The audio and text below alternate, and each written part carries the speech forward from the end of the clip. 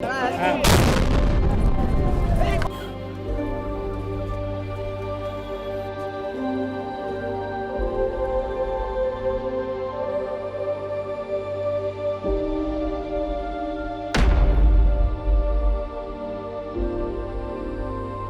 जो ब्लास्ट हुआ है रेड फोर्ट के पास, एक बड़ी दुखद घटना है। लेकिन मैं आपको इतना बता दूं कि ये पूरा श्रेय हमारे सिक्योरिटी फोर्सेस को जाता है कि इन्होंने एक बहुत बड़ा इंसिडेंट को अवॉइड किया है। ये सूटकेस बॉम्ब्स तैयार होने थे और ये बॉम्ब्स दिल्ली या हरियाणा के जगह जगह इसको रखा जाता और इसको टाइमर्स के साथ इसको, जिस तरीके से बॉम्बे में ब्लास्ट हुआ था उस तरीके से टाइमर्स के साथ इसको ब्लास्ट किया जाता और ये एक बहुत बड़ा इंसिडेंट हो सकता था। जब हमने उनका ये पूरा अंदेशा बता दिया कि वो लोग क्या कर रहे थे, ये आदमी जैसे हम पढ़ रहे हैं और ये सीसीटीवी से देखा गया, वो 3 घंटे उस लाल किले के पास नंबर 1 गेट के पास, वो वहाँ पे जो कार पार्क है वो 3 घंटे में बैठा रहा, गाड़ी से निकला भी नहीं। ये एक एब्सोल्युटली प्लान्ड ऑपरेशन था और वो जो 3 घंटा वो बैठा था ना, अगर आप उसके दिमाग को अगर आप एनालाइज करने की कोशिश करें तो उस टाइम पे उसने ये तय किया कि अब मैं जाकर के, वो समय का इंतजार कर रहा था कि शाम के 6:30 बजे ट्रैफिक बढ़ेगा। दोपहर को उतना ट्रैफिक नहीं होता है, जैसे ही ट्रैफिक बढ़ेगा मैं जाके इसको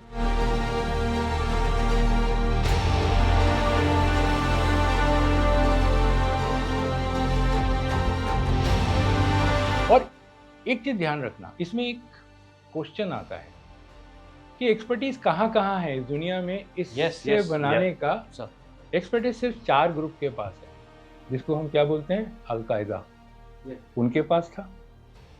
दोनों तालिबान पाकिस्तान, तालिबान अफगान और ISKP, Islamic state of Khorasan province. तो पाकिस्तान का एम आज क्या है कि इंडियन होमग्रोन टेररिस्ट तैयार करना। अब इंडियन होमग्रोन टेररिस्ट इतने ट्रेंड तो नहीं है कि वो एके शेके लेके आपके साथ लड़े, तो इस तरीके के बॉम्ब अटैक। तो मैं आपको इस तरह से ले जा रहा हूं कि प्लीज अपना ध्यान सिर्फ इसमें ना रखना। अगला स्टेप शायद bomb based on a drone.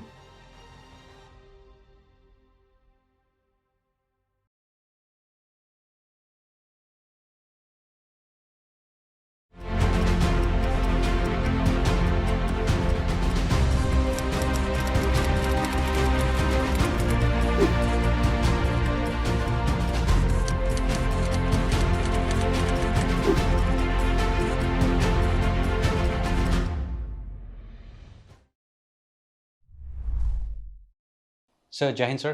जय Hind. Welcome once again. Today is a sad day, sir. आज दुख का दिन है, सर। जो हुआ है, सबसे पहले हम जो शहीद हुए उनको ट्रिब्यूट देना चाहेंगे, सर। एंड जो इंजर्ड हैं उनको like to wish them all the best. We are going to talk about the Delhi blast, जो अभी रिसेंटली हुआ है। पूरे न्यूज़ से लेकर के हर जगह it's completely full of information. तो हम वहाँ कम जाएंगे, sir, because we have an expert जो नेशनल सिक्योरिटी गार्ड्स के फोर्स कमांडर रह चुके हैं, सर। मतलब जो खुद बॉम्ब डिस्पोजल से लेकर के सारे स्पेशल एक्शन ग्रुप से लेकर के स्पेशल कंपोजिट ग्रुप्स के द बॉस रह चुके हैं, sir. I mean for the viewers they have to understand, इसलिए मैं वो यूज कर रहा हूँ वर्ड। सेकेंड, जो खुद व्हीकल बेस्ड आईडीज में ट्रेन होकर के FBI से somebody we have, that's you, sir. So इनसे बेहतर जो इस इंसिडेंट को एनालाइज करने के लिए we could not have found a guest, sir, and thank you so much for sparing your time and being here. So सीधा हम, सर, पॉइंट पे आते हैं। आपका असेसमेंट क्या है, सर, ये सिचुएशन का, जो ये इंसिडेंट हो गया है, इसका what do you see? Is it just one off incident, या this is part of a बहुत कुछ बड़ा कॉन्स्पिरेसी चल रहा है? There is a shifting trend, there lot of things that is happening. So आपके नज़रिए से हम इसको देखना चाहेंगे, सर। Thank you Kushal. शुरू करने से पहले मैं ये कहना चाहता हूँ कि जो भी आज हम डिस्कशन करेंगे, वो हम किसी भी फोर्स का समीक्षा नहीं करेंगे, सभी बहुत अच्छा काम कर रहे हैं। आज जो भी हम बातचीत कर रहे हैं वो हमारी पर्सनल एनालिसिस कैपेसिटीज में, Yes, यस sir. कैपेसिटी में होगी, तो हम शायद इसमें गलत हो सकते हैं। तो व्यूअर्स की ये एक अपनी वो डिस्क्रिप्शन डिस्क्रिप्शन रहेगी इसको सुनने की। तो दिल्ली ब्लास्ट जो है, इसका मैं एक छोटा सा इसका एक मैं रनडाउन दूंगा, उसके बाद हम इसको एनालिसिस करेंगे। ये जो ब्लास्ट हुआ है एयर रेड फोर्ट के पास, ये एक बड़ी दुखद घटना है, ऐसा नहीं होना चाहिए था। लेकिन मैं आपको इतना बता दूं कि ये पूरा श्रेय हमारे सिक्योरिटी फोर्सेस को जाता है। अगर मैं नाम लूं, Jammu Kashmir police, Haryana police, Delhi police, IB और सारे intelligence agencies, NIA etcetera etcetera, इनको श्रेय जाता है कि इन्होंने एक बहुत बड़ा इंसिडेंट को अवॉइड किया है। ये बॉम्बे ब्लास्ट के तरफ हमारी अगर हम अपने ध्यान को ले जाएं, ये उस तरीके का एक ब्लास्ट करना चाहते थे दिल्ली में कई जगह इकट्ठे, ताकि बहुत ज़्यादा कैजुअलिटी हो। या और भी जगह हो सकती थी सर, बाकी या शहर और भी। भी जगह दूसरे सिटीज़ में हो सकती थी, हमने देखा है। तो लेकिन ये इनिशियली अभी इनकी जो ये चेष्टा थी उसको रोक दिया गया है। लेकिन मैं ये कहना चाहता हूँ कि अंग्रेजी में कहते हैं ना, this is the tip of the iceberg, कि जो बर्फ़ का जो टुकड़ा है वो 80% पानी के नीचे है, शायद हमें सिर्फ 20% दिख रहा है। और अभी आई एम श्योर वो जो 80% है उसको हमारी जो intelligence agencies and security agencies उसको जल्द से जल्द सफाया करेगी। तो अभी ये क्या था, अल-फलाह यूनिवर्सिटी के बारे में हमने सबने सुना है कि वहाँ पे जम्मू कश्मीर पुलिस और हरियाणा पुलिस का रेड हुआ, और रेड में क्या क्या पकड़ा गया। हम लोग सब कंसंट्रेट कर रहे हैं बारूद की तरफ, एमोनियम नाइट्रेट 350 या 365 केजी, लेकिन उसके साथ क्या पकड़ा गया वो आपको एनालिसिस करेगा, इसका प्लान क्या हो सकता था। उसके साथ सूटकेसेस पकड़े गए, 15 से ज़्यादा सूटकेसेस पकड़े गए। उसके साथ टाइमर्स पकड़े गए।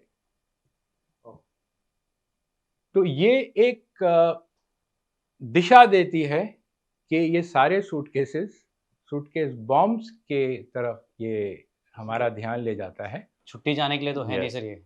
नेचुरली ये छुट्टी जाने के लिए तो है नहीं, कि ये सूटकेस बॉम्ब्स तैयार होने थे, और ये बॉम्ब्स दिल्ली या हरियाणा के जगह जगह इसको रखा जाता, और इसको टाइमर्स के साथ इसको, जिस तरीके से बॉम्बे में ब्लास्ट हुआ था उस तरीके से टाइमर्स के साथ इसको ब्लास्ट किया जाता, और ये एक बहुत बड़ा इंसिडेंट हो सकता था।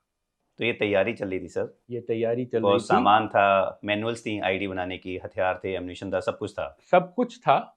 और ये जो हम VBIED बोल रहे हैं, vehicle based improvised explosive device, जो कि लाल किले में ब्लास्ट किया गया, वो एक्चुअली एक VBIED नहीं था। वो सिर्फ एक, जिस ब्लास्ट के उससे अगर देखा जाए, कोई 20 से लेके 30 केजी के बीच में एक आईडी को सीट के पीछे रखा गया था, और उसको एक चार्ज किया गया, व्हीकल बेस्ड आईडी ना होके वो शायद उस समय कैरी किया जा रहा था, कैरी vehicle किया से। जा रहा था। नहीं आपका अंडरस्टैंडिंग क्या है? Otherwise vehicle based ID vehicle based ID एक बहुत साइंटिफिक चीज है। व्हीकल बेस्ड आईडी के अंदर एक्सप्लोसिव को ऐसी जगह छुपाया जाता है, नीचे या दरवाजों के बीच में या सीट के नीचे, और उसका जो इग्निशन है, प्राइमरी इग्निशन होता है, सेकेंडरी इग्निशन 1 2 3। सो मतलब आपने अगर एक इग्निशन पॉइंट उसका ढूंढ लिया, आपके अगर दूसरी आपकी गलती हो गई तो वो चल जाएगा। तो वो एक संपूर्ण व्हीकल बेस्ड आईडी होता है, जो कि हमने इराक में देखा, जो कि हमने अफगानिस्तान में देखा, और उसको डिफ्यूज करने के लिए आपके पास एक स्पेशलाइज्ड दस्ता है। आज के डेट में मेरे नॉलेज के अनुसार वो स्पेशलाइज्ड दस्ता नेशनल सिक्योरिटी गार्ड के पास है, जो कि हम लोग व्हीकल बेस्ड आईडी, आपको याद होगा जब हम लोग थे, हम लोग व्हीकल बेस्ड आईडी को न्यूट्रलाइज करने के लिए हमने ट्रेनिंग भी की थी, FBI वाले आए भी थे, एंड मैं लकी था, मैं उनके साथ था, मेरे को थोड़ा सीखने का मौका मिला। तो वो एक व्हीकल बेस्ड आईडी होती है, तो ये सिर्फ कैरी किया जा सकता था। तो क्लासिकल सेंस से इसको हम व्हीकल बेस्ड आईडी नहीं बोल सकते। तो सर ये जो आईडी ब्लास्ट हुई, तो ये जानबूझकर करी गई या गलती से हो गई, या उसने घबराहट में, मतलब उसको लगा कि बाकी साथी पकड़े जा चुके हैं, शायद मेरा भी नंबर आने वाला है, तो he was trying to run away और वहाँ ब्लास्ट हो गया भीड़ में? नहीं, ये बहुत सोची समझी चाल है। ये लोग तैयारी कर रहे थे और इनकी तैयारी बहुत एडवांस स्टेज में थी। जिस दिन अल-फलाह में रेड हुआ, उस समय ये जो टेररिस्ट थे डॉक्टर उमर, वो एक आईडी लेके वहां से वो बैक डोर से, पीछे के रास्ते से ही स्लिप्ड आउट। सर जब रेड चल रहा था उसी समय? जब रेड चल रहा था वो भाग गया उधर से। और आप माने ये आदमी, हम इसके बारे में आगे डिस्कस करेंगे, नीट में ये रैंक होल्डर था। My goodness, what a waste. NEET में ये रैंक होल्डर था और एक अच्छा प्रोफेसर था। बट आई थिंक सर यहीं पे शायद वो वाइट कॉलर टेररिज्म वाला आ जाता है। Terrorism white collar blue collar नहीं होता भाई। टेररिज्म इज ऑलवेज ब्लैक और it is grey. We will talk, कोई व्हाइट कॉलर नहीं है। तो ऐसे हम बात करेंगे साइकोलॉजी ऑफ टेररिज्म के बारे में। तो टेररिज्म में जो हम लोग आजकल पढ़ रहे हैं, ये मेरी निजी वो है, टेररिज्म में कोई व्हाइट कलर नहीं होता, ब्लू कलर नहीं होता। इट इज ऑलवेज ब्लैक और इट इज ग्रे। ब्लैक जो एक्चुअल टेररिस्ट है, ग्रे जो उसको हेल्प कर रहा है। ठीक।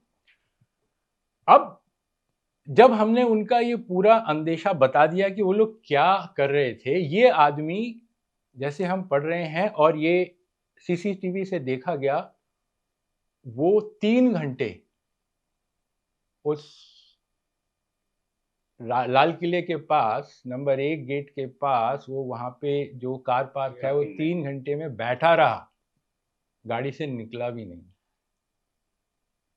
तो इस टाइम पे अगर उसके साइकोलॉजिकल आप उसको एनालाइज करें, वो डेस्परेट था।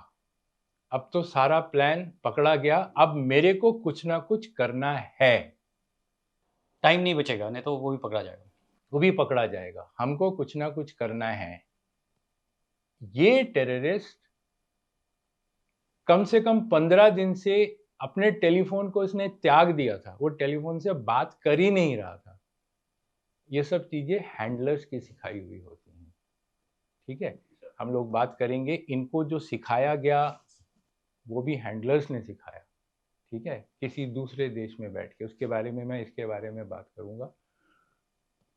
रेकी उन्होंने हर जगह की थी, शायद इस स्पॉट के भी। हम लोग सब दिल्ली के रहने वाले हैं, और उस स्पॉट को शाम को 6:30-7 बजे अगर आप देखें, वो बिल्कुल जैम पैक्ड होता है। सुना है ये सुनहरी मस्जिद के पास भी गया था, वापस आया, वापस आके उसने उस पे वहां पे गाड़ी खड़ी की और फिर उसमें ये आत्मघाती हमला किया। तो ये आपका कहना कि हड़बड़ाहट में किया या गलती से हो गया, नहीं, इसको प्रॉपर टाइप इग्निशन दिया गया। और इग्निशन, इसके बारे में भी हम बात करेंगे कि ये पदार्थ ऐसा है कि प्रॉपर इग्नाइट, इसको जब तक आप इस पे प्रॉपर इग्निशन नहीं दोगे, ये नहीं चले। बहुत स्टेबल चीज है, ये फर्टिलाइजर है भाई, ये बहुत फर्टिलाइजर है। तो ये एक इसके साथ मैं ऐड करना चाहूंगा कि इनके पास 2 गाड़ियां और थी, तो वो इन दोनों गाड़ी का भी इस्तेमाल करते। अगर पकड़े नहीं गए होते, पकड़े नहीं गए होते तो दोनों गाड़ी का इस्तेमाल करते। आत्मघाती हमला ये हुआ क्यों? क्योंकि उसके पास और कोई चारा नहीं था, इसीलिए उसने आत्मघाती। तो वो उस स्टेटस पे रेडिकलाइज था कि उसने आत्मघाती हमला करने में वो पीछे नहीं गया। तो ये एक बहुत सोची समझी चाल है, जो कि हमारे कंट्री के राजधानी में ये एक बहुत बड़ा करना चाहते थे। फिर भी अगर आप देखें, उन्होंने इतना नुकसान कर दिया। सभी मृतकों को हमारी तरफ से बहुत बहुत हम लोग जैसे ट्रिब्यूट देते हैं, जैसे कंस साहब ने बताया। तो ये एक एब्सोल्युटली प्लान्ड ऑपरेशन था और वो जो 3 घंटा वो बैठा था ना, अगर आप उसके दिमाग को अगर आप एनालाइज करने की कोशिश करें तो उस टाइम पे उसने ये तय किया कि अब मैं जा करके, वो समय का इंतजार कर रहा था कि शाम के 6:30 बजे, ट्रैफिक बढ़ेगा, दोपहर को उतना ट्रैफिक नहीं होता है, जैसे ही ट्रैफिक बढ़ेगा मैं जाके इसको, हड़बड़ाहट होने से क्या होता, गाड़ी की स्पीड ज़्यादा होती, किसी को काटू, बड़े आराम से आया, रुका और उसने ब्लास्ट कर दिया। अभी मैं आपको इस छोटा सा इस बम के बारे में बता दूं। सर इफ आई में ये बॉम्ब की बात अभी बस सर उससे जस्ट पहले मेरे को एक चीज़ स्ट्राइक कर रहा था, वो आपने जो मेंशन किया कि 15 सूटकेसेस पकड़े गए एमोनियम नाइट्रेट के बारे में। सर अमोनियम नाइट्रेट को अगर ये 15 सूटकेसेस में डाल करके लोग ट्रेन से या लेट्स से मेट्रो से शिफ्ट करने की कोशिश करें, तो क्या चांसेस हैं, आज का हमारा मैकेनिज्म कितना स्ट्रॉन्ग है कि ऐसी चीज़ें डिटेक्ट हो सकती हैं? डिटेक्ट हो सकती हैं, लेकिन आप देखिए इसको ऐसी जगह रखा जाता कि ये डिटेक्ट नहीं होता, और वो भीड़ भाड़ वाली जगह होती तो डिटेक्ट नहीं होता। किसी एयरपोर्ट में घुसने की कोशिश में पकड़े जाओगे, आप रेलवे स्टेशन में घुसने से पकड़े जाओगे, आप अगर मेट्रो में घुसने जाके पकड़े जाओगे। सर रेलवे स्टेशन में कैसे पकड़ा जाएगा? क्या एमोनियम नाइट्रेट डिटेक्ट होगा? बिल्कुल उसका बिल्कुल जो पूरे का पूरा उसका सर्किट डिटेक्ट हो जाएगा ना, अगर आप उसको सिटी स्कैन से वो स्कैन के अंदर Yes. डालेंगे। Scanner. आपको इतना बड़ा सूटकेस ले जा करके हमारे जो वहाँ पे सुरक्षा तंत्र के लोग हैं, आपको थोड़ी आप कोशिश करो नहीं जाने देंगे, बोलेंगे आप इसके अंदर डालिए, उसके अंदर डालते ही उसका पूरा सर्किट आ जाएगा नजर, आपको पता है। लेकिन बस स्टैंड्स में शायद खतरा बस है। मैं स्टैंड इसीलिए में- कि लोगों को पता चले कि कहाँ खतरा है, हाँ, क्योंकि ये अगर यहाँ हो रहा है, ये और भी चीज जगह हो भीड़ रही भाड़ है। वाले हाँ। इलाके में, किसी बाजार में, हमारी तरफ से आप देखिए ये एक पुराना वो है, हर जगह आता है, कहीं पे आपको टिफिन बॉक्स मिल जाए, कहीं पे आपको कोई पुतला Yes. मिल जाए, उसको हाथ नहीं जोड़ना है, पुलिस को बताना है। हम उस स्टेज से अभी बाहर आ गए हैं। इनको रखने का भी एक तरीका होता है, ये ऐसे नहीं कि बीच बाजार में जाके छोड़ देगा, वो रेकी किया होता है कि शायद एक दुकान के पीछे जहाँ पे थोड़ा सा अंधेरा हो वहां पे छोड़ के चले जाए। बस स्टैंड में आप जाके देखिए, बस स्टैंड में बहुत सारे सामान पड़े रहते हैं, उस सामान के अंदर आप छोड़ के चले जाएं। कि भीड़ भाड़ वाले बाजार में वहां पे छोड़ के चले जाएं, किसी मॉल के बाहर आप छोड़ के चले जाएं। तो उस हिसाब से जो रेकी है, आपके बॉम्ब का साइज, सूटकेस का साइज और वो जगह, वो तय किया जाता है। और ये एक्सपर्ट्स हैं इसमें ये लोग। बॉम्बे में भी वही क्या आपने उस टाइम पकड़ पाए थे जो सीरियल बॉम्ब ब्लास्ट हुआ था? एक बार नहीं, हमने, हमारे देश ने 2 देखे हैं सीरियल ब्लास्ट, नहीं पकड़ पाते हैं। क्योंकि उस शाम को अगर आप अपना ध्यान दिल्ली के ट्रैफिक और दिल्ली के भीड़ में आप शाम को ले जाएं, सबको जल्दी रहती है कि मैं अपने काम से जाऊं, तो बड़ा मुश्किल हो जाता है कि इसको डिटेक्ट करना। वीवीआईडी कहीं पे भी रख दें, और वीवीआईडी का बेस्ट जगह है कोई जो भीड़ भाड़ वाली जो पार्किंग है, आप वहां रख दें। एक 10 केजी या 12 केजी के उससे आपको कम से कम 20 से 25 टारगेट आपको मिल जाएंगे किसी भी एक टाइम पे। और आप टाइमर है, आप टाइमर को 5-5 मिनट के स्टैगर पे आप लगा दें। आप सोचें कि एक तरफ से शुरू हुआ, एक इस कोने में हुआ, एक इस कोने में हुआ, एक बीच में हुआ, तो पूरी की पूरी पब्लिक बौखला जाएगी, पुलिस बौखला जाएगी कि कहाँ कहाँ हो रहा है। That's what happened in Bombay. तो ये वही सेम प्लान था कि ये सूटकेस बॉम्ब और व्हीकल कैरिड आईईडी को ये लोग उड़ाने की कोशिश कर रहे थे। उनसे एक गलती हो गई, उनका एक टारगेट लाल किला का जो वो था जहाँ पे ये गाड़ी 3 घंटे वेट कर रही थी, वो भी उन्होंने रेकी किया हुआ था।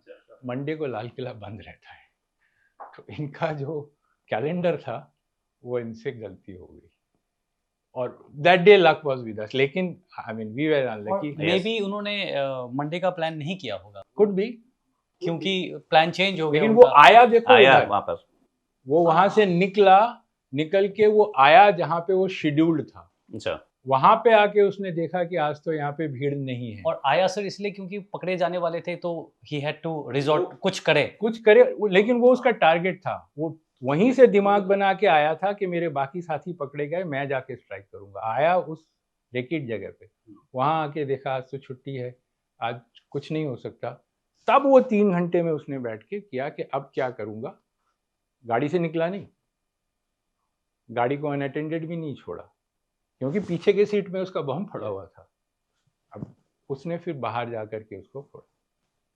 तो ये एक एनालिसिस है जो कि आई एम श्योर एक नॉर्मल मिलिट्री माइंड को जो बता रहा है। तो लेकिन ये मैं एक दावे के साथ कह सकता हूँ कि ये ना हड़बड़ाहट है, ना गलती से है, ये किया गया है, ये अटैक किया गया है।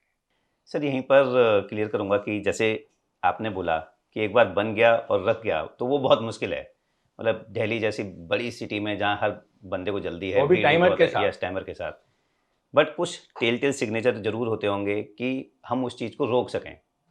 मतलब कहते हैं ना सर कि आप 100 में से 100 इंसिडेंट्स नहीं रोक सकते, बट 90 को कोशिश कर सकते हैं कि होने से पहले रुक जाए। जैसे इस केस में भी बड़े सारे प्लान थे बट एक हुआ और बाकी रुक गए। तो जो कॉमन सिटीजन्स हैं सर, जो व्यूअर्स हैं, जो देख रहे हैं, मतलब कुछ चीज़ें ऐसी होती हैं कि हम ध्यान दें तो शायद हम अलर्ट कर पाएँ। जहाँ जिस घर में इन्होंने ये सारा एक जगह पे 300 किलो रखा, एक जगह पे 2300 किलो रखा, मतलब 2400 किलो रखा, तो उस घर वाले को कुछ ध्यान रखना चाहिए था। जब आप किसी को रेंट पे देते हो, जो नॉर्मल से ट्रैवल कर रहे हैं, तब आपको क्या चीज़ें ध्यान रखनी चाहिए? जो गाड़ियां बदली हुई या हैं इतनी बार। आपने बहुत अच्छी बात कही है। ये जो खुशहाल जो कह रहा है गाड़ियां, सबसे पहले मैं गाड़ियों को लूंगा। आप गाड़ी बेचते हो, आप ये यकीन करें कि अगर मिस्टर ए मिस्टर बी को गाड़ी बेच रहा है, आप ये यकीन करें कि गाड़ी की चाबी देने से पहले वो गाड़ी मिस्टर बी के नाम पे रजिस्टर हो जाए। और ये हमारे रूल्स हैं, व्हीकल सेलिंग रूल्स हैं। अब हम ही लोग अगर गलती करेंगे तो दुश्मन को कहते हैं ना कि आप दरवाज़ा खोल रहे हैं हम। दरवाजा खोल देंगे, आइए जी हमें आप मारिए। नंबर एक। नंबर दो, अभी टेररिज्म एक ऐसे स्टेट में है, आप लोगों को भी पता है कि हम पहले बोलते थे फर्स्ट रिस्पॉन्डर पुलिस है, उसके बाद एनएसजी आएगा, स्पेशल टास्क फोर्स आएगा, लेकिन मैं तब भी बोलता था फर्स्ट रिस्पॉन्डर पब्लिक। पब्लिक है, यस सर। यस। फर्स्ट बिल्कुल सर। रिस्पॉन्डर पब्लिक है। हमको अपने बच्चों को, और अब जिस चीज को हमको अपने बच्चों के एजुकेशन में लाना चाहिए कि आप किस तरीके से कौन सी चीजें देख के अगर आपको शक हो तुरंत, और सब नंबर हैं, आप अभी तो मोबाइल कॉमन से नंबर हो गया सर 112 कॉमन सर। नंबर आप बताइए कि इस जगह पे ये शकिया चीज पड़ी हुई है।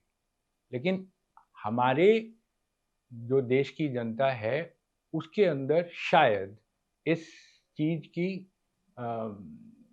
एजुकेशन को, सबको पता है, ये सबको पता है, पेपर्स में आता है, टीवी में आता है, अनाउंसमेंट होते हैं कि कहीं पे भी आप कोई भी चीज अगर आप देखें जो शकिया है या उसका मालिक उसके साथ नहीं है, आप उसको तुरंत खबर दें। लेकिन उस टाइम पे 6 साढ़े 6 बजे इतनी भीड़ होती है, आपको सबको घर जाने की जल्दी है, किसी को कुछ काम, किसी को कुछ काम।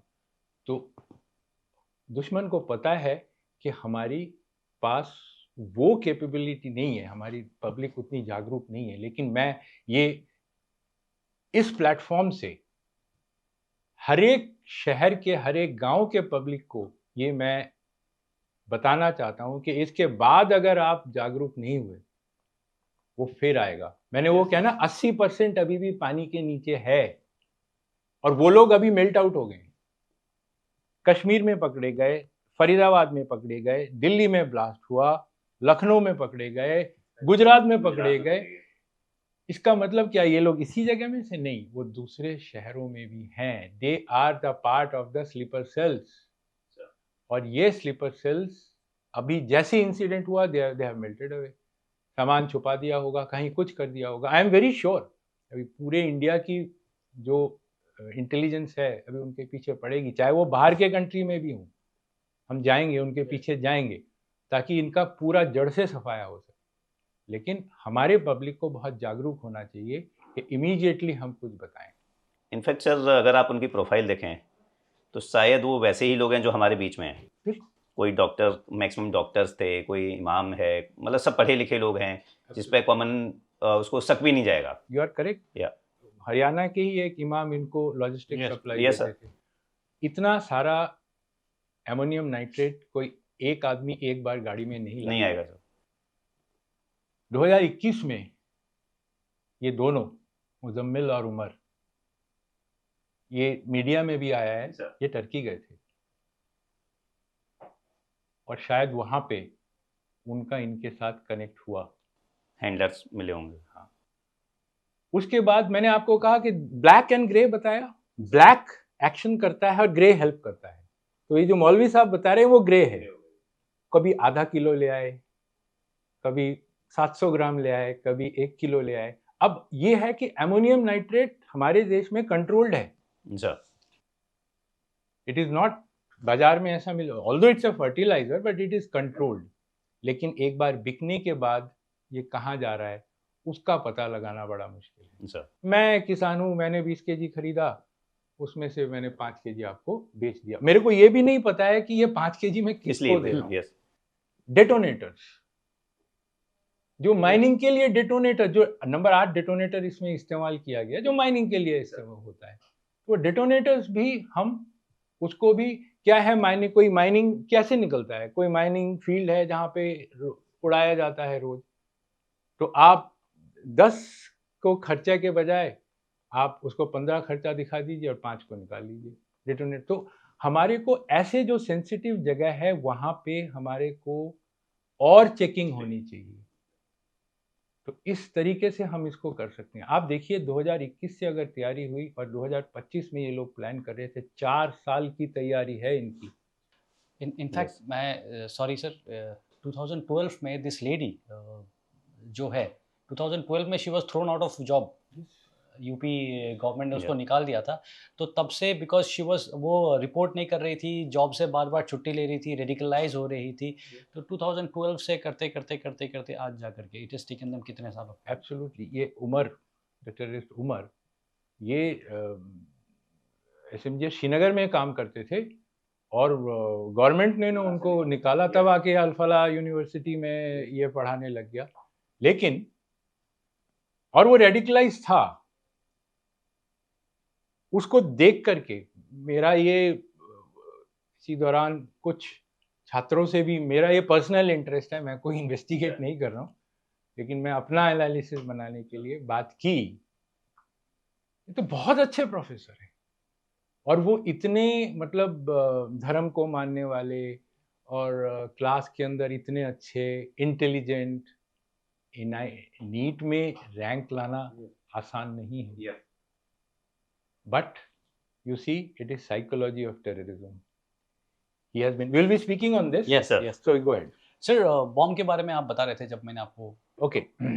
So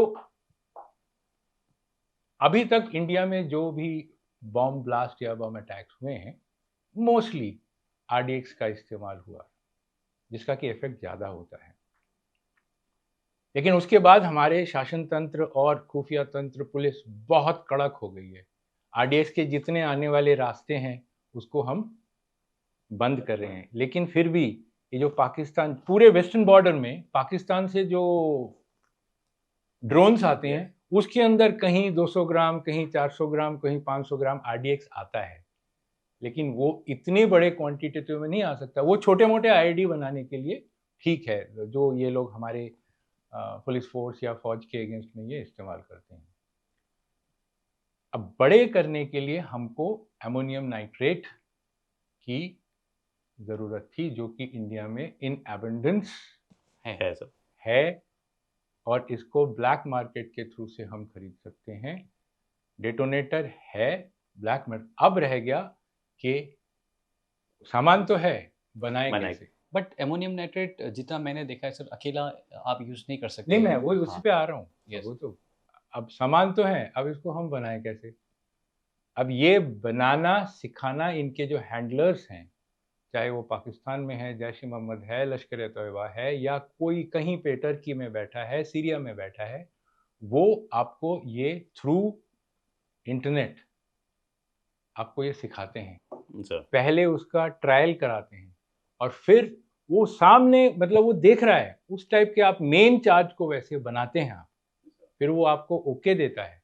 ये बहुत स्टेबल चीज़ है, आपने देखा ही Yes, होगा, बहुत stable है, वाइट कलर का ग्रैन्यूल्स काइंड।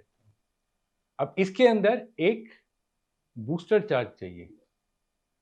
अब बूस्टर चार्ज को इमल्शन चार्ज बोलते हैं और स्लरी चार्ज बोलते हैं। वो कैसे बनाते हैं मैं इस पे नहीं बताऊंगा, लेकिन वो बन सकता है कुछ और केमिकल्स उसमें मिक्स किए जाते हैं और या कुछ और धातु उसमें मिक्स किया जाते हैं या कांच मिक्स किया जाता है, और फिर उसके अंदर आपको डेटोनेटर देना चाहिए। डेटोनेटर का एक्सप्लोशन छोटा होता है, तो ये जो बूस्टर चार्ज हैं इसके अंदर केमिकली इसके अंदर एयर गैप्स होते हैं। It is made that way, and for making booster charge you have to be expert. मैं और आप नहीं बना सकते, मतलब ये बहुत, तो वो जो एयर गैप्स होते हैं उसके अंदर जब ये धमाका जाता है तब वो कंप्रेस होके वो एक फटता है, और जब ये फटता है तब वो मेन चार्ज को फाड़ता है। लेकिन मेन चार्ज का क्या है, इसका हॉरिजेंटल शॉकवेव्स है, और इसकी शॉकवेव्स की स्पीड 3,500 से लेकर के 4,500 मीटर प्रति सेकंड। अभी आप सोच सकते हैं कि कितना तगड़ा शॉकवेव वो दीवार तोड़ दिया। यस सर लेकिन उसका ब्लास्टिंग इफेक्ट नहीं है। साथ में जो इसको बोलते हैं ammunition nitrate fuel oil, NFO। उसके साथ जो ऑयल का हिस्सा होता है वो इंसेंडेरी का काम करता है। और आजकल जो टेररिस्ट हैं वो पेट्रोलियम जेली जो है उसका भी इस्तेमाल करते हैं। आप ऊपर पेट्रोलियम जेली रख दें, ब्लास्ट के बाद जहां जहां तक पेट्रोलियम जेली जाएगी आग लग जाएगी। वही हुआ सर। एंड क्रेटर भी नहीं बना इसीलिए, बिकॉज़ क्रेटर नहीं बना क्योंकि उसका चार्ज नहीं है। तो आरडीएस का क्या होता है, लिफ्टिंग एंड ब्लास्टिंग। आप जिस तरफ से आप वो दोगे उसके बरखिलाफ चार्ज जाएगा, या डेटोनेटर को दोगे उसके बरखिलाफ चार्ज जाएगा। तो इससे हॉरिजेंटल वे। और एक चीज ध्यान रखना, इसमें एक क्वेश्चन आता है कि एक्सपर्टीज कहाँ कहाँ है इस दुनिया में इससे बनाने का। एक्सपर्टीज सिर्फ 4 ग्रुप के पास है। डैश, जिसको हम क्या बोलते हैं, अल-कायदा, उनके पास था। दोनों तालिबान पाकिस्तान, तालिबान अफगान, और ISKP, Islamic state of Khorasan province, जो कि हमारे एक मेरे ख्याल से 3-4-5 साल पहले क्या कोई ऑर्गेनाइजेशन बना है। They specialise in this kind of things, ISKP। और मैं अगर गलत नहीं हूं, दिल्ली पुलिस ने आज से कोई 2 साल पहले दिल्ली के अंदर ISKP का एक स्लीपर मॉडल पकड़ा था, जिसके अंदर हस्बैंड एंड वाइफ थे। उनके वहाँ से कंप्यूटर्स वगैरह सब निकले थे जो कि वो रेडिकलाइज कर रहे थे लोकल टारगेटेड एरिया, और वो माइनॉरिटी बेस्ड एरिया था, वो टारगेटेड कर रहे थे। तो हो ना हो, और ISKP का जो संबंध है वो जैश के साथ। तो ISKP का हथियार और जैश का दिमाग कंबाइन होके ये एक पूरा वो चला। पाकिस्तान बहुत स्मार्ट है। पहले वो अपने टेररिस्ट भेजता था, फिदाइन भेजता था, मर जाते थे तो पता लग जाता था। जैसे कसाब आया, पूरे वर्ल्ड को हमने दिखाया थी कि देखो जी पाकिस्तान ने भेजा है, बाकी भी पाकिस्तान के हैं। DNA मैपिंग हो जाती है, पठानकोट में हमने DNA मैपिंग की। अब पाकिस्तान जब इंटरनेशनल मॉनिटरी फंड या वहां जाके पैसे मांगने जाता है ना, उस टाइम पे बोलते हैं देखो तुम्हारे टेररिस्ट एक्शन। तो पाकिस्तान का एम आज क्या है कि इंडियन होमग्रोन टेररिस्ट तैयार करना। अब इंडियन होमग्रोन टेररिस्ट इतने ट्रेन तो नहीं है कि वो AK शेके लेके आपके साथ लड़े। तो इस तरीके के बॉम्ब अटैक, एजुकेटेड पीपल। सो मैं आपको इस तरह से ले जा रहा हूं कि प्लीज अपना ध्यान सिर्फ इसमें ना रखना। अगला स्टेप शायद bomb based on a drone. बिल्कुल सर, कुछ भी हो सकता है। Next step drone carrying chemicals. अब इनके पास आप अगर आप कुछ भी फॉस्जीन, सुरेन, जो भी है, राइसिन की तो ऑलरेडी चल वो रही है, कनेक्टेड है। तो आप 2 kg भी ले आए तो वो कम से कम 500-700 आदमियों को वो धराशायी कर सकते हैं। तो मेरा कहने का मतलब है कि अभी वो जो एक थिन लाइन थी ना, insurgency, then militancy, then terrorism, अभी वो ब्लर हो गया है। अभी ये ट्रेंड बदली हो रहा है। पाकिस्तान दूर रहना चाहता है। भाई हम लोग तो कुछ नहीं करे। आप देखिए पाकिस्तान क्या क्या नैरेटिव दिखाना निकाल रहा चाहता है, क्या नैरेटिव। उनके एक बड़े फेमस पॉडकास्टर हैं डॉक्टर नासिर बेग, वो रोज बोल रहे हैं कि ये तो फॉल्स फ्लैग है। पहलगांव को भी उन्होंने बोला था ये फॉल्स फ्लैग है। तो वो चिल्ला चिल्ला के बोल रहा है वर्ल्ड को, भाई ये नहीं है, ये कश्मीरी हैं, ये कश्मीरी अपने लिए लड़ रहे हैं, तो ये है।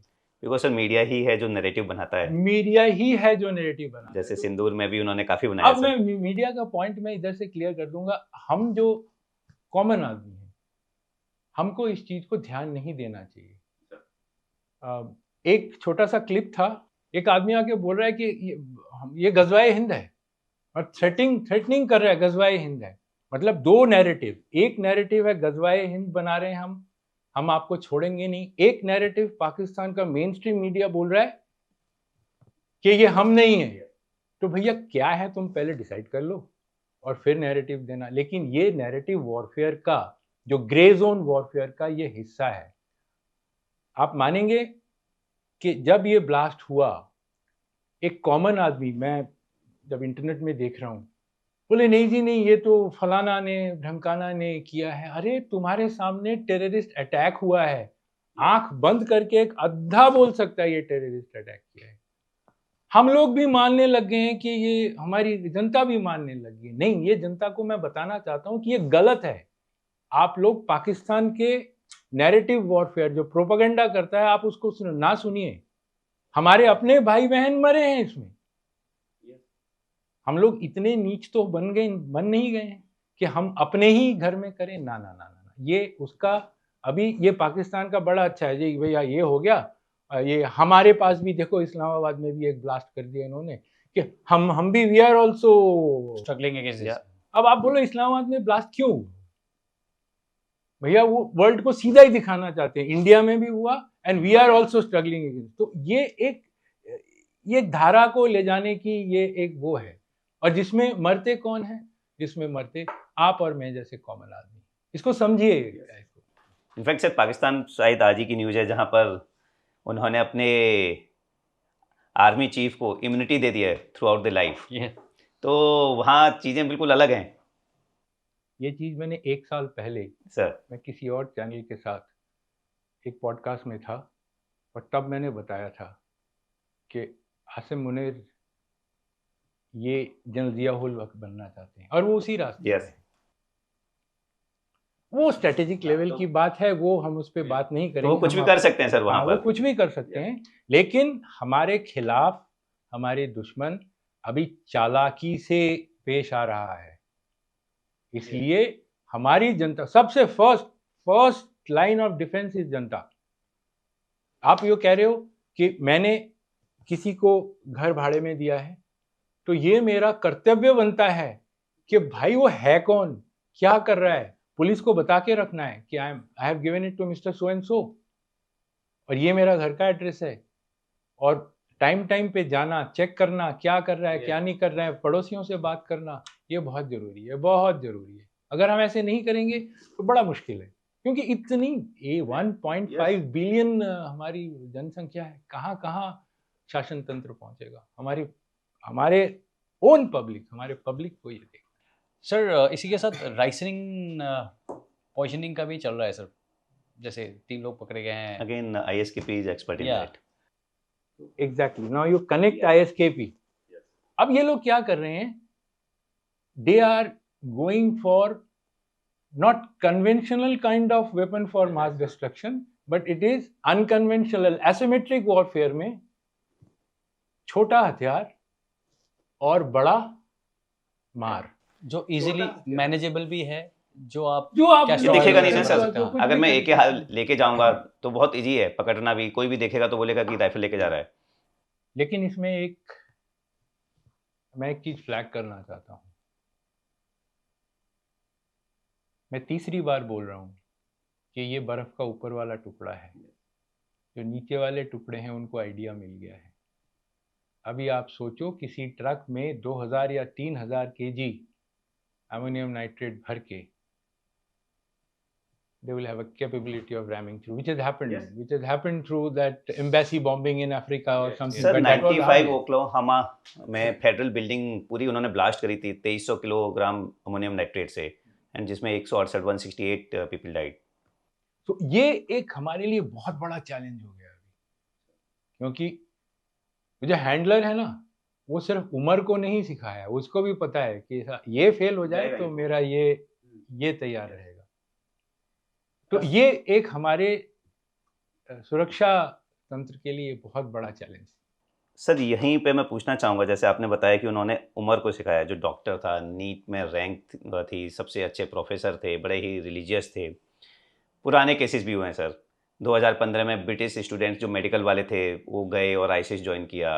अगर हम अलकायदा और इन सब के, तालिबान के अगर उनका हेड को देखें तो कोई डॉक्टर है, कोई इंजीनियर्स है, कोई एमआईटी पास आउट है। यूएस में सर्विंग आर्मी मेजर ने कैंट के अंदर 13-14 अपने कलीग्स को मार दिया।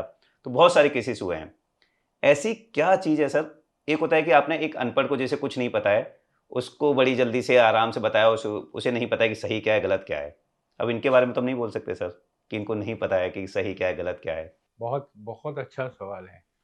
इसके लिए एक किताब है, साइकोलॉजी ऑफ टेररिज्म। मेरा सौभाग्य हुआ है उसको पढ़ने का, और मैं इसी सवाल के साथ उस किताब को मैंने पढ़ा था, साइकोलॉजी ऑफ टेररिज्म। अब बाकी ये इंटरनेट में भी बहुत इसके वो हैं कि ऐसा क्यों है कि ये पढ़े लिखे लोग इसमें शामिल होते हैं। इसके 3 स्टेज हैं। जो भी मदर ऑर्गेनाइजेशन है वो एक कोर ग्रुप बनाता है, और वो सब पढ़े लिखे हैं, लेडीज भी हैं, जेंट्स भी हैं, सब पढ़े लिखे हैं।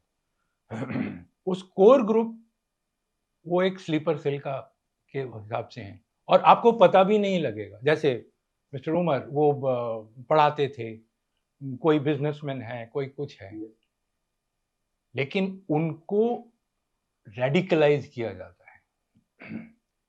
रेडिकलाइजेशन के 2 तरीके हैं। एक तो जो धर्म के नाम पे रेडिकलाइजेशन किया जाता है, दूसरा आपकी किसी कमी को पकड़ के। मैंने आपकी किसी कमी को पकड़ लिया, आपने कोई जिंदगी में कोई गलती की हो, कोई चोरी की, आपकी किसी कमी को पकड़ के या आपको थ्रेट करके मैं आपको रेडिकलाइजेशन के फर्स्ट स्टेज में जाता हूं। उसके बाद व्हेन यू गेट मेस्मराइज्ड, फिर आप अपने आप उस पर रेडिकलाइज होते रहते हैं।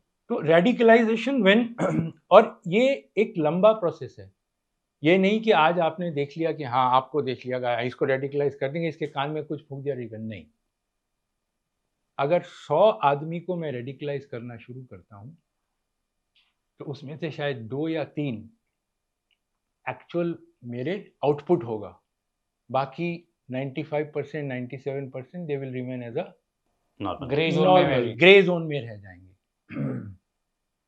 ये जो डिस्ट्रीब्यूशन ऑफ हेट लिटरेचर है ना, ये इसका हिस्सा है कि मैं एक टारगेटेड कम्युनिटी को या एक टारगेटेड लोकेलिटी को मैं हेट लिटरेचर भेजता हूं, किसी के जरिए, टेलीफोन के द्वारा, किताबों के द्वारा, लीफलेट्स, कश्मीर में लीफलेट्स लगाए गए थे, और उनके दिल में मैं एक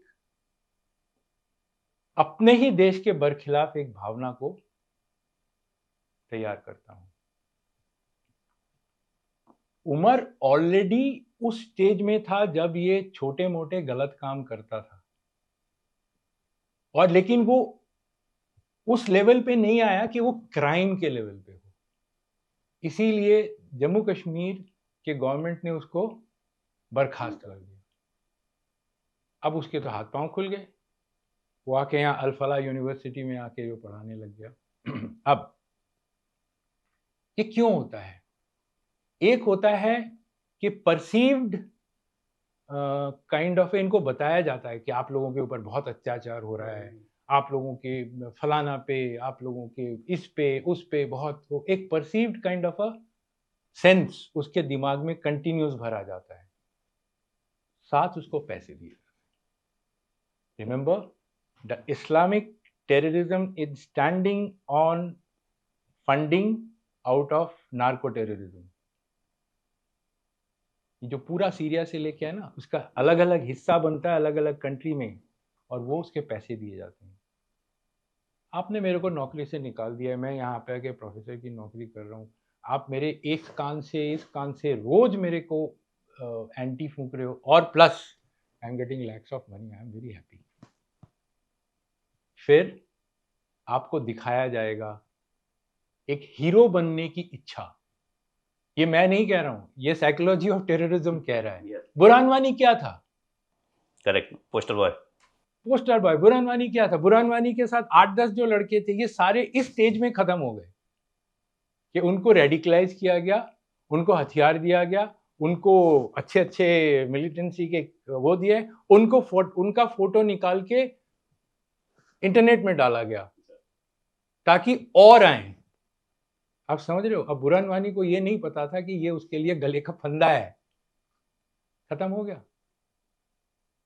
उसके बाद लास्ट स्टेज ऑफ रेडिकलाइजेशन इस जब इनको ये बताया जाता है कि ये दुनिया आपके लिए नहीं है, आपकी जिंदगी शुरू होती है आपके मौत के बाद, और आप जब इस रास्ते में चल के अपनी शहादत दोगे तो आपको फलाना चीज मिलेगा, फलाना चीज उतनी हूर मिलेगा। मिलेंगी फिर। I am not going to comment on that, ठीक है। नाउ यू इमेजिन, यहां पे आपका सवाल फिर खड़ा होता है कि पढ़े लिखे आदमी, यस बट सर बहुत सारे तो ऐसे हैं जिन जो I will not name any religion, but जो दूसरे रिलीजन से भी हैं, एंड कोई अगर लंदन से सीरिया जा रहा है या अफगानिस्तान या यहाँ आ रहा है, it is money. I told you first that the radicalization is not only, बातें आपको दिखाया जाता है, फोटोग्राफ्स दिखाए जाते हैं, आपको जगह में भेजा जाता है और साथ में पैसे दिए जाते हैं। ये the people are going as mercenaries in different countries, Middle East countries to fight. और वो तो उनके प्रॉफिट के लिए है। नहीं, it is no, it is not that, please। वो एक गोष्ठी के अगेंस्ट साथ होके दूसरे गोष्ठी में लड़ रहे हैं, दूसरे के साथ लड़ रहे हैं, तो वो क्या? That is also a radicalization through money. Once again I will say कि Islam actually does not teach, I know lot of people will not like my statement, but it does not teach anything of this, anything of this. नहीं, मैं sir पूरा विश्वास कर सकता हूँ, because आपके घर में दोनों ही चीजें ये follow हो रही है। जब मैं बोल रहा हूँ तो शायद लोग बाग बोलें कि नहीं, क्योंकि मैं आई एम देयर, तो मैं ऐसे नहीं, मैंने पढ़ा है, मैं गया हूँ, मैंने देखा। It does not teach. एक इंसिडेंट बताती है मेरी वाइफ कि उन्होंने लाइव कैप्चर किया था एक टेररिस्ट को बहुत पहले। वो पढ़ा लिखा बंदा था, इंजीनियर था। नाउ कनेक्ट दिस, इंजीनियर था, उसको पकड़ के बोले कि क्या हुआ, इस्लाम खतरे में है। देन ये सेड कि यहाँ तो नमाज भी हो रहा है, यहाँ तो अजान भी हो रहा है। बोला अच्छा ठीक है, अभी तू कलमा पढ़ के बता। He could not, people don't believe this. So you understand the kind of a mentality. और ये शायद उस बंदे की अपनी गलती के अलावा उसको जो रेडिकलाइज किया गया। अब देखिए, इस रेडिकलाइजेशन के अगेंस्ट में दो काम है। देखो, there are two things. One is I get radicalized, and second is जैसे हमारे रिफ्रेशर कोर्स होते हैं ना, ये ना हो कि आपने मेरे को रेडिकलाइज करके भेजा, 3 महीने बाद बोला अरे ये तो बेवकूफी है, मैं निकल जाऊंगा। नहीं, उनके तरफ से जो नैरेटिव्स, उनके तरफ से जो रेडिकलाइजेशन मटेरियल आपके फोन पे रोज, अगर आप कश्मीर में जाके आप देखें, रोज आ रहा है। तो आई रिमेन्ड रेडिकलाइज। और ये रेडिकलाइजेशन के स्टेजेस मैंने आपको बताया। छोटे छोटे बच्चों को, 10 साल के बच्चे, 12 साल के बच्चे, लड़कियां, सबको रेडिकलाइज कर रहे हैं। बहुत जरूरी है कि हम लोग अभी डी रेडिकलाइजेशन प्लान को हम एक बार और हम एम्फेसिस करें, हम देखें। और क्योंकि अगर लड़ाई लड़नी है ना, हमारे को हमारे ही लोग हमारे अगेंस्ट में खड़े करने की कोशिश कर रहा है पाकिस्तान। इसको हमको डी रेडिकलाइज करके उनको हमारी तरफ लेना है। उसके आधे हाथ पांव तो ऐसे ही टूट जाएंगे, बाकी जो रहेंगे उनको हम संभाल लेंगे। सर एक इसी से कनेक्टेड क्वेश्चन है। जैसे आपने बताया अब 150 करोड़ की आबादी है हमारी, एंड हम बोलते थे कि हमारे यहाँ में भिन्नता में एकता है, और इसीलिए इंडिया इतना अच्छा कंट्री माना जाता है कि हम आगे बढ़ रहे हैं। जैसा आपने बताया कि हर रोज़ नरेटिव आ रहा है, हर रोज़ कुछ वहाँ से डायरेक्शंस आते हैं। टेक्नोलॉजी जिस तरह से एडवांस हो रही है, गांव-गांव में बच्चे बच्चे के पास में मोबाइल है, ये चीज़ तो बहुत ही चाहिए करनी।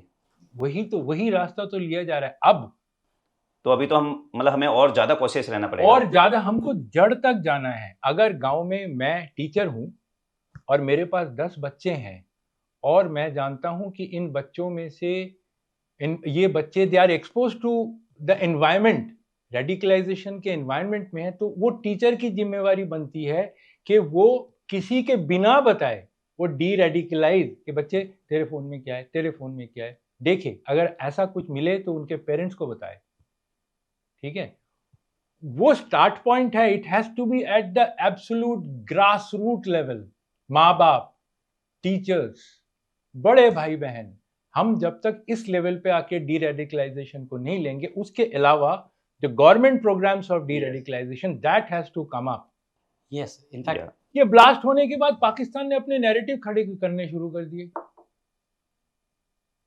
काउंटर नैरेटिव देना या ना देना ये गवर्नमेंट का डिसीजन है, मैं उस पर कोई हाथ नहीं लगा सकता। लेकिन एज अ कॉमन मैन मैं अगर एक चीज देख रहा हूँ तो मैं इस तरफ भी देखूंगा कि नहीं, एक्चुअल चीज क्या है, तो एक्चुअल चीज को बताना। ये जो आप बता रहे थे ना कि ये हड़बड़ाहट में फायर हो गया, ये सब उसका हिस्सा है, नैरेटिव का हिस्सा है। इसीलिए सर हमें अब तो बहुत प्रोएक्टिव रहना पड़ेगा इस हमको चीज में। बहुत प्रोएक्टिव रहना पड़ेगा, क्योंकि सर जो ये कह रहा था मैं उसको दूसरे तरीके से वही चीज़ सोच रहा था। ये कह रहा है कि बहुत आसान है उनको रेडिकलाइज करना। मैं if you look at it मुश्किल भी है, क्योंकि अगर किसी के पास मोबाइल है तो उसके पास बाहर का इन्फॉर्मेशन भी तो बहुत ज़्यादा है। Anybody can just compare. तो इसीलिए कि अगर हमारे डी रेडिकलाइजेशन प्लान जो है, अगर हम इसको ठीक से वो करते हैं तो that can actually be a very good counter measure. Absolutely but हमें करना पड़ेगा। करना पड़ेगा। नहीं करेगा तो ऐसी आप आई मीन मतलब मैं आई am not doing me my self. मैं एक किसी स्टेट के मैं डायरेक्टर जनरल साहब से मिला था, मैं नाम नहीं लूंगा, जो कि state is expose to this kind of thing, और मैंने उनको जाके बताया था कि सर हम दिल्ली में बैठ के डी रेडिकलाइजेशन प्रोग्राम शुरू कर सकते हैं, हमको कुछ नहीं चाहिए, मेरे को 5 से 10 एक्सपर्ट्स चाहिए, 5 इंटरनेट कंप्यूटर एक्सपर्ट्स और 5 बनाने वाले। अगर वो रोज 50 भेजता है, मैं 100 भेजूंगा। यस बिल्कुल sir, that is what is required. Yes, अगर वो 50 भेजता है, और डीजीपी साहब मान भी गए हैं, उन्होंने बोला हाँ ये हमको करना जरूरी है।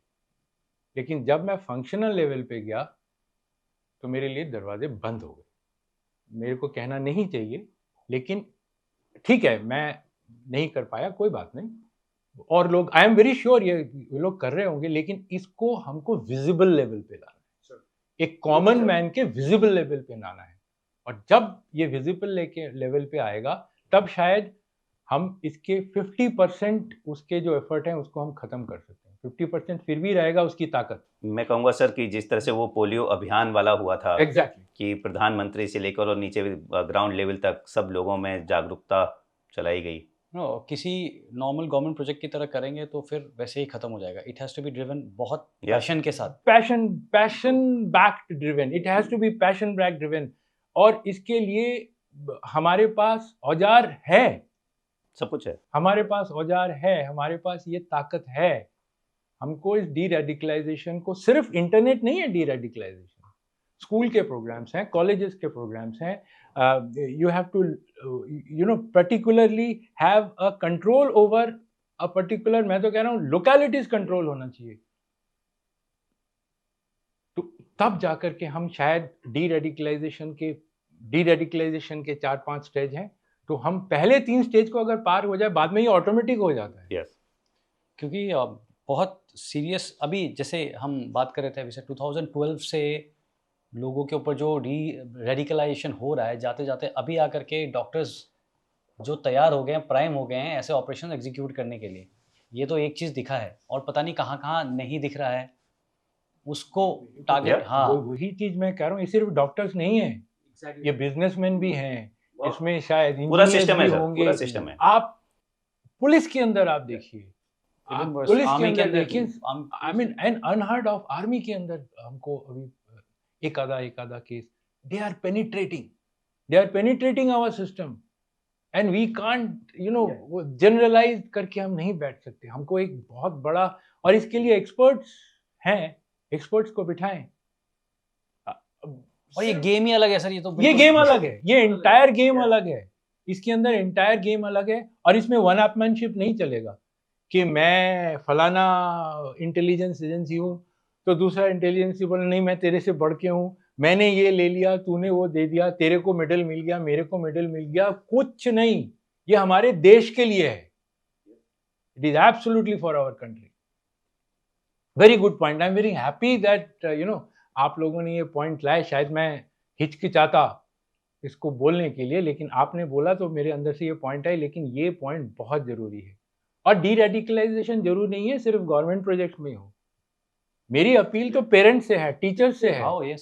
मेरी अपील कम्युनिटी लीडर से है, मेरी अपील जनता से है कि बच्चों को जैसे आप मोबाइल से बचाते हैं ना, आप ये डी रेडिकल उनके ऊपर नजर रखें। या इनफैक्ट पिछले कुछ दिनों में कुछ चीज़ें सर, पिछले कुछ दिनों मतलब लाइक 5-6 मंथ्स में कुछ माइनॉरिटी कम्युनिटी के लीडर्स हैं जो बहुत अच्छे तरीके से आ रहे हैं। Yes. They are the best ones who can do it. They are the best ones कि भटक मत जाओ, दिस इज द लिमिट, और ऐसे करके रहो। Absolutely correct. वेरी थोड़ा सा डाइसी सा है, बट देन नहीं, it is not dicey, it is not dicey, believe you me. They are telling you actual Islam. Yes sir, वो एक्चुअल इस्लाम के बारे में बात कर रहे हैं। और ये जो ब्रीडिंग ग्राउंड तैयार हो रहा है ना, ये जो ब्रीडिंग ग्राउंड तैयार है, इसको हमको तुरंत रोकना है। ये ब्रीडिंग ग्राउंड को रोकना है, क्योंकि already they are very advanced in their plan कि अभी हम लोग बॉर्डर पार से कुछ नहीं करेंगे। बॉर्डर पार से करेंगे तो कन्वेंशनल में करेंगे, बाकी हम आपके घर में अभी तैयार कर रहे हैं। तो ये हमको रोकना है, ब्रीडिंग ग्राउंड को रोकना है हमारे को। ये बहुत इंपॉर्टेंट है। इसके लिए गवर्नमेंट, जनता, चीफ मिनिस्टर्स और सारे ministers, I mean and experts, ये हायर लेवल पे नहीं हो सकता। Sir yes. ये बिल्कुल ग्रास रूट लेवल पे एक्सपर्ट्स को इसको देना चाहिए, तब जाके ये प्रोग्राम चलेगा। सर लास्ट में आप नॉर्मल सिटीजन्स के लिए, सभी के लिए, हमारे लिए कोई मैसेज इस पूरे इंसिडेंट पर? एंड ये सबसे कठिन सवाल है ये, लेकिन फिर भी मैं 1-2 पॉइंट देना पसंद करूँगा। हमारी देश की जनता को सचेत होना बहुत ज़रूरी है। अब उस सचेत के लिए एक आदमी 3 घंटे से गाड़ी के अंदर, गर्मी तो होती है, आप उस व्हीकल पार्क के अंदर वो बैठा हुआ है, सीसीटीवी लगे हुए हैं, लेकिन किसी ने मॉनिटर नहीं किया, वो कैमरास देखना एक्चुअली किसी ने देखा नहीं। तो वो सीसीटीवी लगाने का मतलब ही नहीं है कि अगर आप उसको मॉनिटर नहीं करते हैं, इंसिडेंट हो जाने के बाद चाहे आप कितना भी निकालने, कोई फर्क नहीं पड़ता है। लेकिन अगर कोई मॉनिटर कर रहा होता तो वो देखता कि ये आदमी 1 घंटा हो गया, 2 घंटा हो गया, तो उसको शक जरूर होता। और अगर शक होता, अगर पुलिस को बुलाते, तो शायद ये इंसिडेंट हम रोक सकते थे। सर इफ आई में इसी में से जो आपने बताया, हो सकता है ह्यूमनली पॉसिबल ना हो इतने कैमरास, और बट माय रिकमेंडेशन इज इतने सारे हमारे आजकल एआई के साथ sir, it is not impossible. Exactly, I was just Yes, sir. Exactly. And तो ये जितने कैमरे हमने सिर्फ कैमरा मोड पे लगा रखा है, तो मेरी ये बहुत बड़ी रिकमेंडेशन रहेगी सभी को, हर जगह हमारी एआई बेस्ड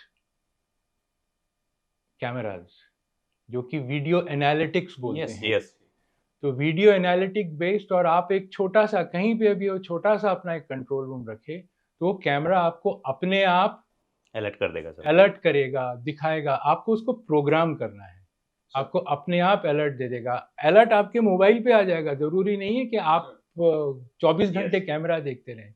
एआई के साथ वीडियो एनालिटिक लगा के अगर आप उस तरीके का आप इसका प्रोग्रामिंग करते हैं, और ये ज़्यादा कॉस्टली नहीं है, लेकिन इसका बहुत बहुत बहुत फ़ायदा है एआई का, कि आप उसको देखें। आप सिक्योरिटी ऑफिसर हैं या आप सिक्योरिटी इंचार्ज हैं, आप इलाके से बाहर हैं, आपको 7 नंबर कैमरा बता रहा है कि ये फलाना चीज़ चल रहा है, आप फ़ोन करें, वहाँ पे जाके चेक करो।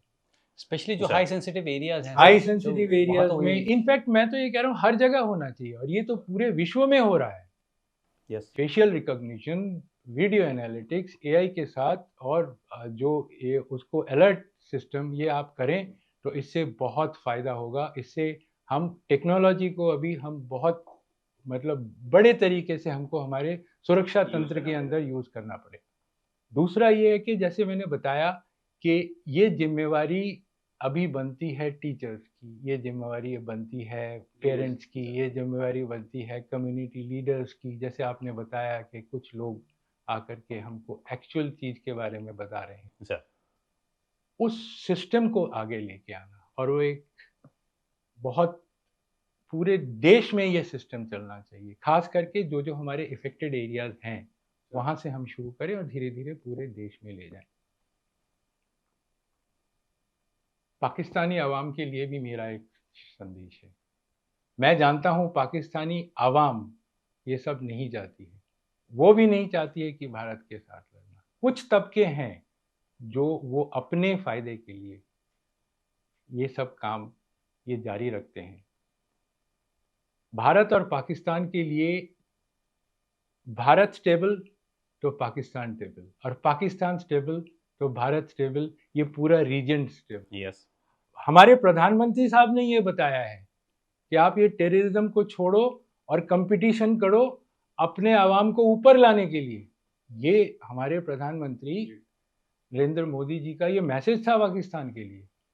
तो देयर इज़ अ टाइम, अभी वक्त आ गया है कि हम इन सब चीज़ों को छोड़ें और हम अपने कंट्री को ऊपर लाने की कोशिश करें।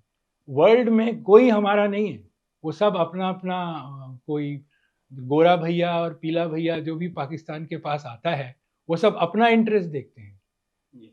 तो समय आ गया है कि अभी हम एक जियोपॉलिटिकल स्टेबिलिटी लाएं और एज ए कंट्री हम इसको दोनों ऊपर हैं। पूरा रीजन ग्रो करेगा सर। शायद हमारे जीते जी हम ये चीज़ देखना पसंद करेंगे। जय Hind. Sir, thank you so much, sir. It was so enlightening. Or thank you for sparing your time, and I'm sure, sir, we are going to love it. Thank you. इससे बेहतर एनालिसिस मिल नहीं सकता, sir. Thank you. Thank you Thank you, sir. sir. जय Hind sir. Thank you. जय हिंद।